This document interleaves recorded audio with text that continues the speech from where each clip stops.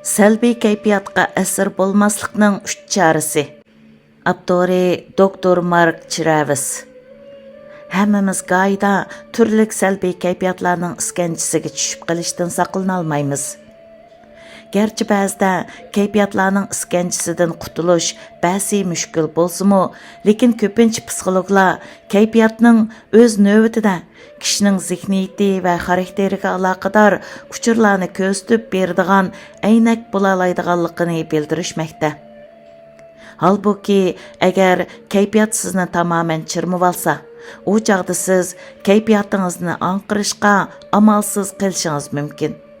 Bu xil ojizlikqa taqobil turish uchun tövəndə benormal yoki azobli kayfiyatlarni texmi yaxshi kontrol qilib, ro'yi chidamchanlik yetildirishingizga turtki bo'ladigan tadqiqotlar orqali dalillangan 3 turlik usulni tunishtirib o'tamiz. Birinchi usul: rad qilinish hissiyotining salbiy ta'sirini obyektivchanlik orqali tizginlash. Duke Universitetining psixologi Mark Larry'ning so'ziga ko'ra, rad qilinish tövəndikidek 6 xil shaklda o'ttirg'i chiqishi mumkin ekan.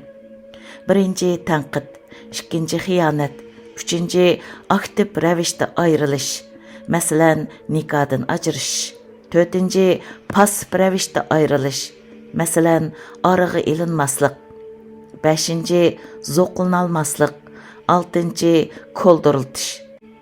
Yuqorqi ishlarning har qanday bir sabablik paydo bo'lgan zaxmlanish tuyg'usi kishining rad qilinish tuyg'usini boshdan kechirishi bilan natijalanishi, andin bu xil tuyg'u hasrat, g'azab, hatto tashvishga aylanib ketishi mumkin.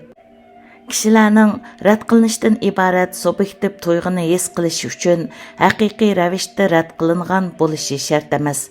Masalan, biz jo'rimizning bizni qabul qiladiganligini, ya'ni rad qilmaydiganligini va yaxshi ko'radiganligini bilsakmi, ular yanala ongsiz ravishda bizga rad qilinganlik tuyg'usini his qildirishi va muayyan ahvollarda bizga azor berib qo'yishi mumkin, deydi Larry.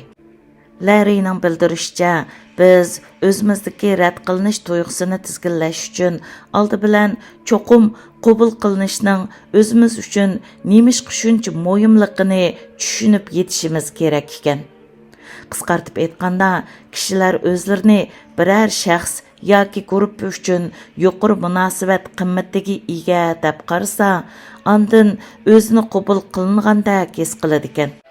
Bizning nurg'un qilmishlarimiz, xiyollarimiz va kayfiyatimiz bizning muayyan to'plarga tava bo'lish ehtiyojimizning mahsulidir. Shu vajidan Larry shuni tavsiya qiladi-ki, agar siz rad qilinish tuyg'usini boshdan kechirayotgan bo'lsangiz, ikki bisliq aloqa ishoratlari sababli munosabat qimmatingizni tuvan mo'ljarlab qo'ymaslikqa yoki ijobiymi emas, salbiymi emas, betaraf inkoslarni salbiy inkos deb tushunib olmaslikqa kapolatlik qiling. Turmishda nurg'un kishilar o'zlarini amaliyotdagidan bakrak rad qilinishga uchrayotgandek his qiladigan bo'lg'achqa, bunday qilish to'liq zarur. Bu xil nuqtai nazarga ko'ra, kishining rad qilinish jihatdagi andisini hal qilishning tunji qadami paketlarni mumkin qadar obyektiv ravishda tekshirib chiqish, ularga ziyoda ko'p salbiy kayfiyatlarni yuklamaslikdir, deydi Larry. Agar siz ko'rinarlik va azobliq rad qilinish tuyg'usini boshdan kechirayotgan bo'lsangiz, tovandikilar sizning qabul qilinish tuyg'ungizni kuchlantira oladigan omillardan ba'zilardir. Biz to'g'risidagi ko'z qarashlari muhim bo'lmagan kishilarning salbiy inkoslarini nazardan saqit qilishni o'rganib olish. Bizni yuqori munosabat qimmatiga ega deb qaraydigan kishilar bilan munosabat o'rnatishga tirishish. Zarur tepilganda boshqalarning biz bilan munosabat o'rnatishga ahamiyat berish darajasini kuchaytirish uchun o'zimizni o'zgartish. Ikkinchi usul: kayfiyat turaqsizligiga yaqindan diqqat qilish. Kayfiyat turaqsizligi foydasiz kayfiyat andislarining takror ko'rilishidir. Tadqiqotlarda ko'rsatilishicha, bu nurg'un psixologiyalik benormalliklarning yadrosi ekan. kayfiyat turaqsızlığının səbəbləri xilma-xil bolğaçqa, uni aniq ta'birlashmo ba'zi müşkül. Psixolog Arilla Agako'ga ko'ra, bu xil hodisaning misollari mundaq 5 temini o'zida mujassamlagan bo'ladi ekan. Birinchi, cho'ng miyaning aktivlashishi, ya'ni qo'zg'alishi. Ikkinchi, fiziologiya. Uchinchi, tonish. To'rtinchi, qilmish. Beshinchi, shaxsiy kechmish. Biz kayfiyatni va kayfiyat turaqsizligini ta'birlashga uringan barliq nazariyalarning kesishgan qismidan ba'zi yakunlarga erisha olamiz. Masalan, qo'rqishni misolga olsak, buningda bizning badam mag'zi yadromiz harakatga o'tadi. Ya'ni cho'ng miyaning aktivlashishi. Badanimizda nurg'un o'zgarishlarni bayqaymiz. Masalan, yurak so'qishimiz tezlashidi, ya'ni fiziologiya. Biz yana kallamizga xatarga oid xiyollar kelganligini bayqashimiz mumkin, ya'ni tonish. Bizda shu xil xatardan qutulish uchun qechib ketish istagi tug'ilishi mumkin, ya'ni qilmish.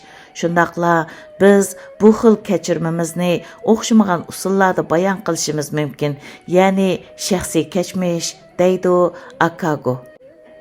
Ma'lum bir xil kayfiyat foydasiz yoki zaruriyatsiz bo'lgan ahvolda aktivlashishi, shundaqla ma'lum bir xil kayfiyat zarur bo'lganda aktivlashmasligi mumkin.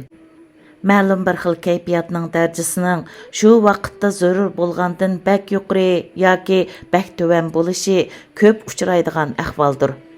Buningdan sirt kayfiyatlar biz muhtoj bo'lgandan uzun yoki qisqa muddat davomlashishi mumkin. Bu nuqlalda ro'yi binormalliklarga giribdor bo'lganlardir emas, hammamizda ko'riladigan ahvollardir. Agar siz kayfiyat turaqsizligiga duch kelgan bo'lsangiz, Akago sizga shularni tavsiya qiladi.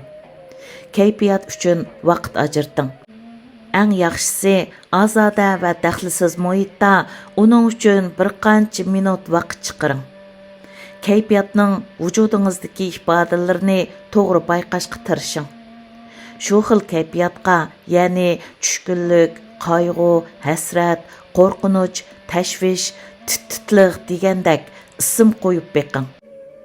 Kayfiyat ko'rilgan vaqtdagi vaziyatning shu kayfiyatni yo'lliqlashtira oladigan, yo'lliqlashtira olmaydiganligi yoki kayfiyatga boshqa ishlarning sabab bo'lganligi to'g'risida yaxshi o'ylaning. Agar bu xil kayfiyat yo'lliq bo'lsa, ya'ni shu xil vaziyatda shu xil kayfiyatning bo'lishi normal bo'lsa, o'z-o'zingizga shu tapda bu kayfiyat meni nima qilishga undayotidi deb savol qo'ying. Kayfiyatingiz sizni ijtimoiy qo'llashga erishishga yoki xatarlik ahvoldan qutulishning choralarini tepishga yoki birovdan apu so'rashga va yoki boshqa allaqanday ishlarga undayotamdi.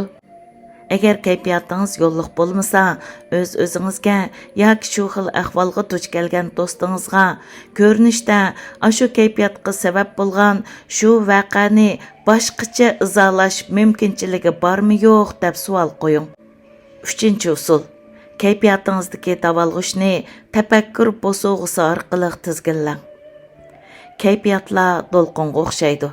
Hayotdagi ma'lum bir voqea yoki o'tmish to'g'risidagi xiyol qatorliq ba'zi shaylar qalbimizda ma'lum bir xil kayfiyatni uyg'otadi. U kayfiyat avval tuvan nuqtadan boshlandi, ondan avjiga chiqadi va oxirida pasaydi.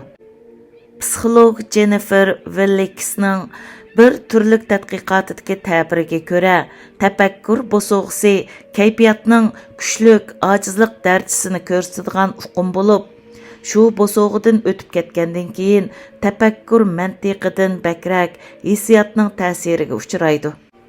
Kishi shu nuqtaga, ya'ni tafakkur bosug'isiga yetganda tonish orqali qayta qarab chiqish degandek mantiqliq tafakkurga tayinadigan usullarni ishlatish tavsiya qilinmaydi.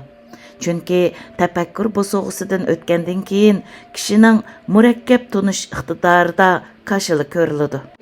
Shuning uchun kishining salbiy kayfiyatining darajasi tafakkur bosug'isidan eshib ketganda yuzga sovuq suv sepish degandek qilmish xarakterlik tadbirlarni qo'llanish texmo aqlonlikdir.